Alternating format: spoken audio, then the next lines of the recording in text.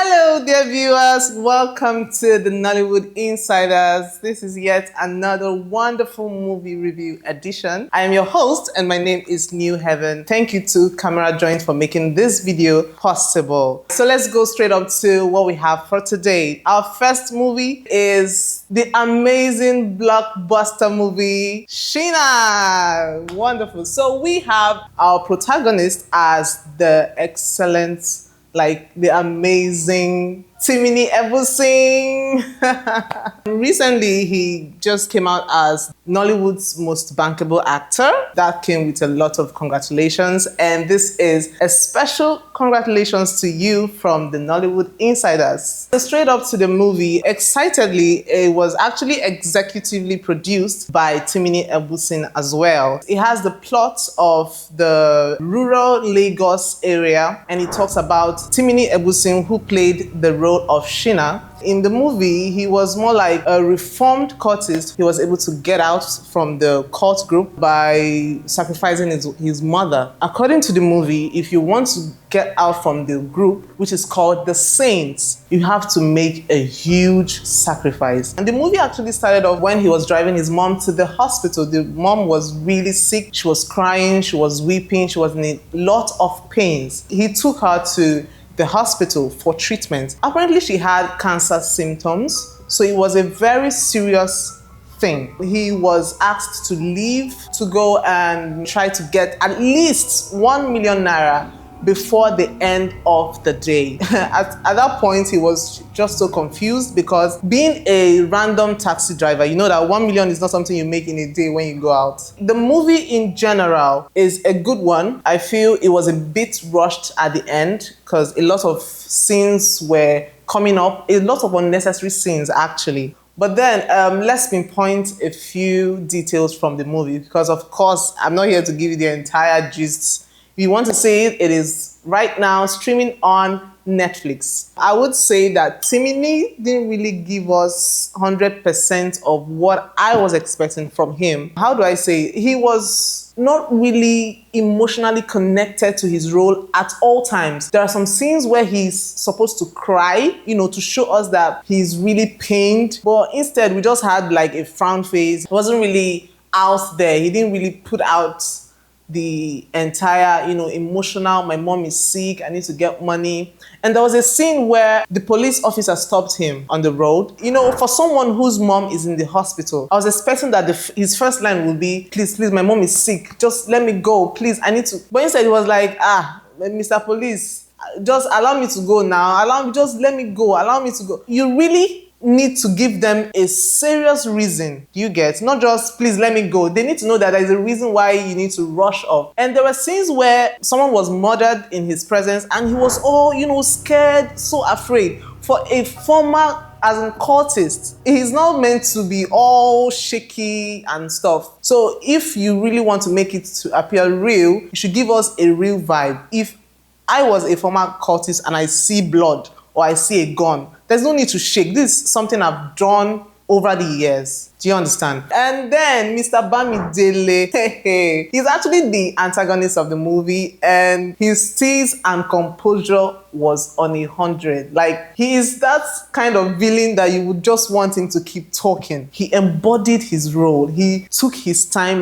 dished out the role piece by piece. It was just an amazing, experience watching him deliver that role. And then we had Ayo. Ayo was like an assistant villain in the movie. His physical looks was amazing. The makeup did a great job, but to me, he didn't really give us the entire vibe of, a villain. I feel he didn't really embody the role. As well, I must applaud Linda Ejiofor. She did amazing in this movie. She embodied her role. There was a scene where she held the picture of her fiance and she was weeping, she was crying, she fell to the ground, she was rolling. That scene got me in tears because it was so real. At that point, you would actually forget you're watching a movie. There is an aspect in the movie that was not given. Shina drove to a gubernatorial aspirant's house the truth is, the environment was not giving governorship aspirant house, because the environment was just,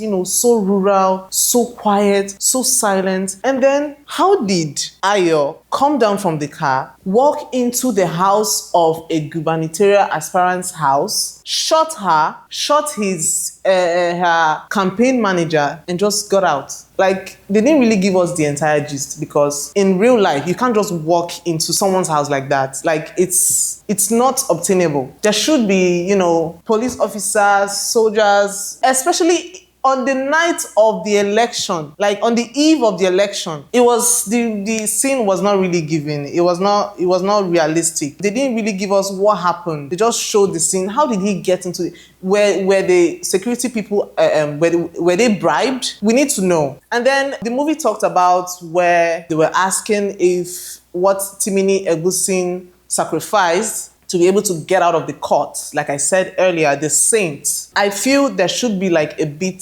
backstory on it, to really explain to us what happened. But they just kept it out. They just told us about it, and it didn't really feel real. It didn't really sound real. I would say that the cinematography was awesome. There was a scene where Shina was being molested by the police officers, and his friend was also being molested by Bamidele's men because he was owing them some money. When the police officers pulled Shina out of the car, the scene was cut, and it was moved to when Mr. Bamidele's men were pulling Shina's friend out of the car. I like that cinematography, process. It was awesome. It was a beautiful one. Generally, I would say that the movie has a good storyline, but it wasn't really told in a spectacular way. There were some scenes that were not actually necessary. There were some scenes that were brief. There were some scenes that was dragged, especially the scene where Shina was with the police officers. Abego, I actually have a question. Does police officers now carry POS machines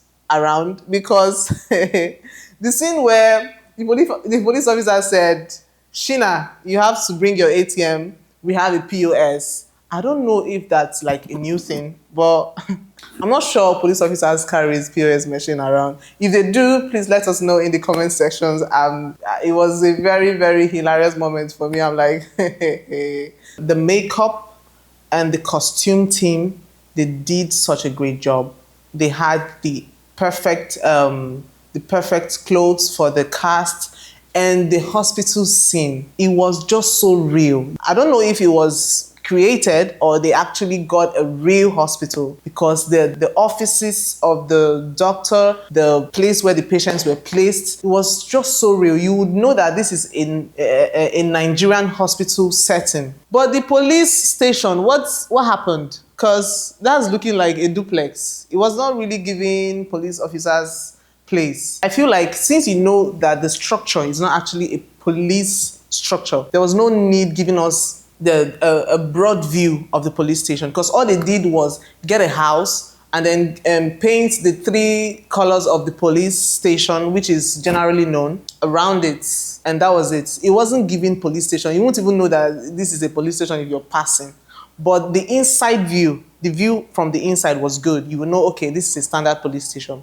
So I feel like that view of the broad police station was not necessary, since they know that they didn't use a proper police station. Generally, I would say it's a good watch. Try to create our time to go see Shina. And the movie generally was dedicated to Deroy. He was one of the police officers who was, assaulting Shina in the movie.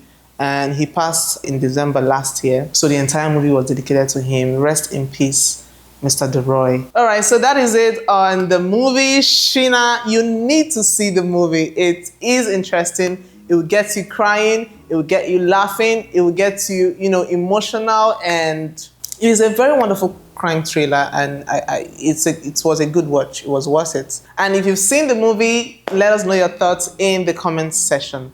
Thank you so much for watching. I would implore you to subscribe to our YouTube channel, to like, to share, and to comment. I remain your host, Miss New Heaven Abraham, and get ready. There are a lot of amazing movie reviews that we have in stock for you.